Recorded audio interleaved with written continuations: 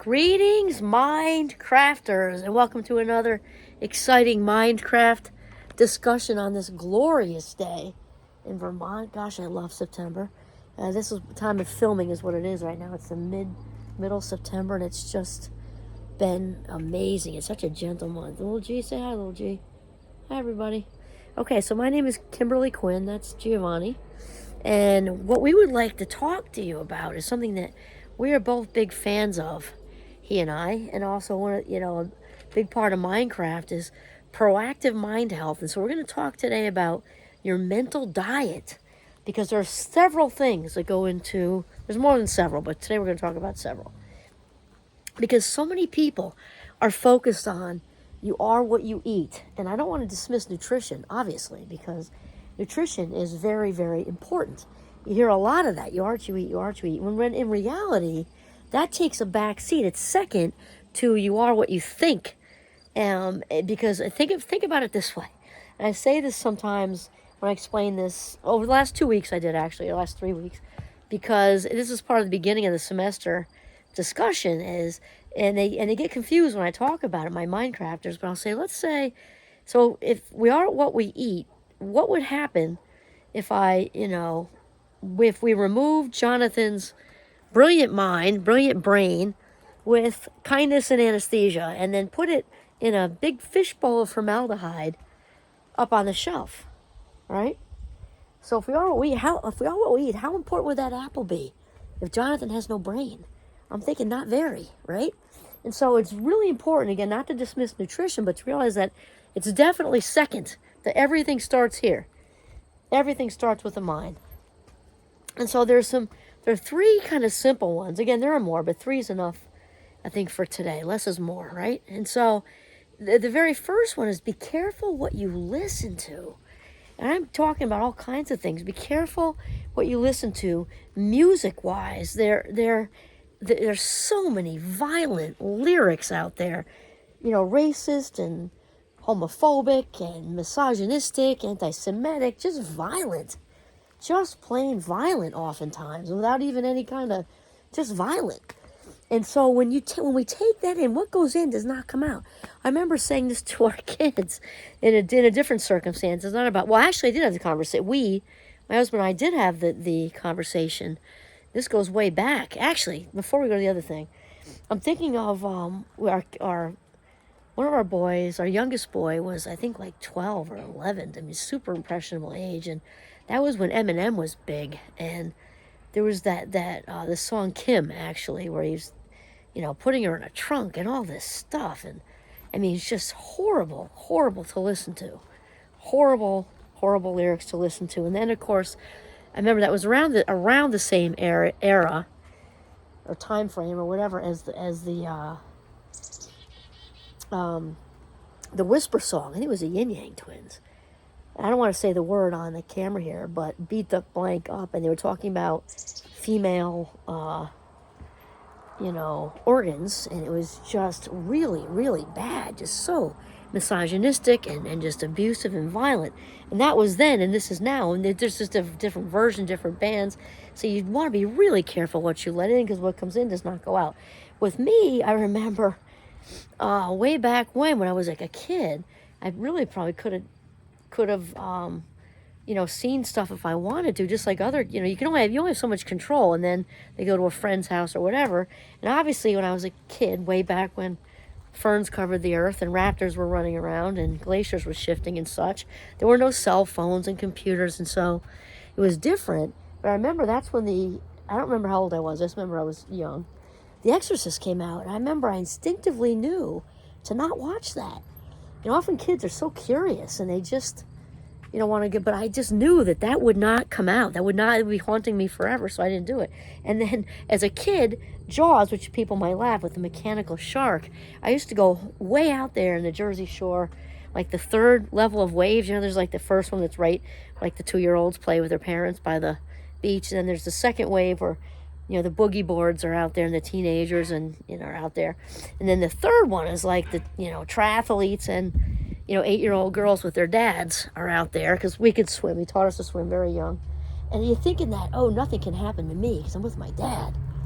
and I couldn't touch. He'd kind of hold me and bounce up and down on the sand to try to, and then I saw Jaws with that music, and that was it for me.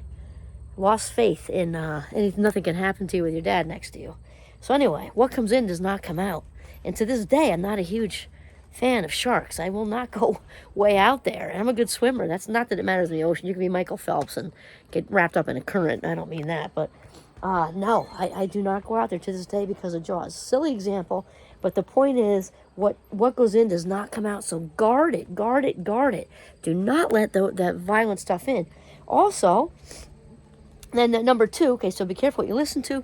Be careful about what you read and watch. So, obviously there's lots of crap out there with the news. It's mostly negative.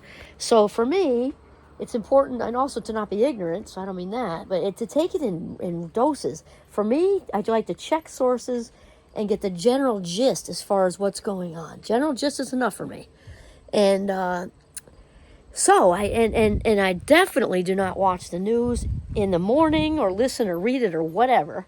In the morning when I'm first waking up, because I don't want to start my day that way. It's 98% negative.